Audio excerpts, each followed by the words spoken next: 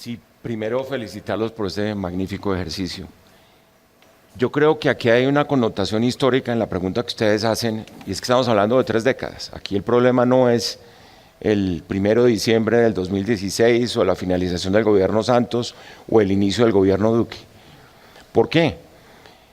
Porque la consideración tradicional en relación con la protesta social y con el liderazgo social que va de la mano de la protesta social tuvo siempre connotaciones peyorativas y negativas. Y me explico.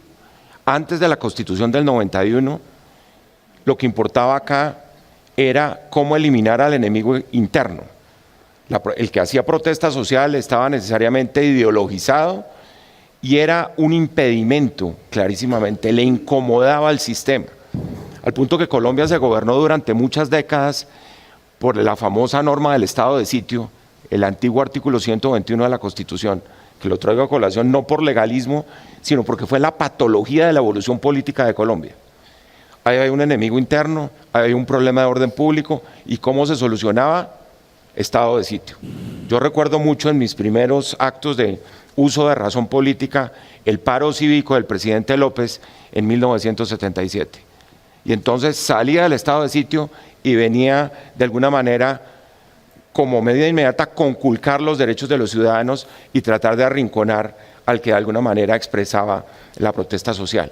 Entonces esto ha venido impregnado, teñido de alguna manera, por una connotación que es excluyente, que es estigmatizante, que le incomoda al sistema.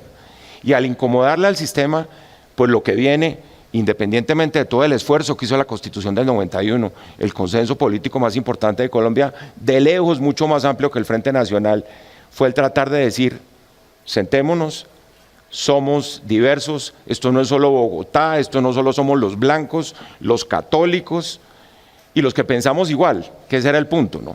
El acuerdo del canapé republicano del Frente Nacional fue entre iguales. Entonces comienza una connotación que sigue vigente. Cuando uno piensa en los últimos 30 años, está hablando de una tragedia humanitaria. Nosotros hemos repetido que el humo de la guerra no nos dejó ver la corrupción, para hablar de la corrupción política, pero no nos dejó ver una cantidad de cosas adicionales. No nos dejó ver la forma como desechamos la necesidad de la reforma social en Colombia o la ideologizamos, porque la reforma social era patrimonio de la extrema izquierda, de la guerrilla o quienes estaban por fuera del sistema de los que gobernábamos liberales y conservadores durante tantos años. Y eso marca una pauta histórica que es muy imposible de erradicar desde el punto de vista de la tradición política colombiana. ¿Y que a qué lleva? Lleva necesariamente a que, como lo ha dicho un poco la Comisión Interamericana de Derechos Humanos, aquí viene todo este asunto de que esto se convierte en un impedimento para gobernar, en el caso del gobierno de las élites tradicionales del país, en un impedimento para delinquir, en el caso de los grupos armados ilegales, en un impedimento para ocupar, como lo han dicho ustedes, en el caso de los derechos territoriales. Aquí hubo gran escándalo cuando nosotros dijimos en la Procuraduría del 2018, no señores, aquí sí hay sistematicidad en el uso de la violencia contra los defensores de los derechos territoriales en Colombia, y está demostrado, la violencia contra los defensores de derechos territoriales, no gratuitamente, aquí está Rodrigo Londoño en el público, porque se escogió la reforma rural como el primer punto del acuerdo, porque era la causa, era la pepa, la nuez de todo el conflicto armado en Colombia. Obviamente, quienes están empecinados en que hay que sepultar los acuerdos, en que hay que impedir que funcione la institucionalidad derivada de los acuerdos, pues están jugando a que se demuestra la imposibilidad de la paz, aniquilando a quien tiene el liderazgo social.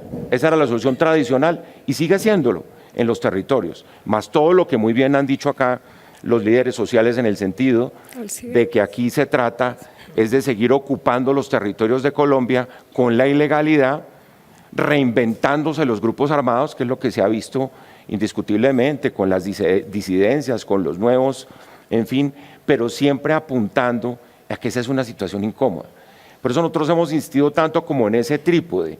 Es que donde hay protesta social, la solución a la protesta social no son las armas, el conflicto armado pasó a ser un conflicto social y la solución del conflicto social es el diálogo social y el diálogo social supone el respeto y la posibilidad de sentarse en la mesa como lo estamos haciendo hoy y lo hemos promovido a través de diversas actividades de diálogo social con el que piensa distinto a uno.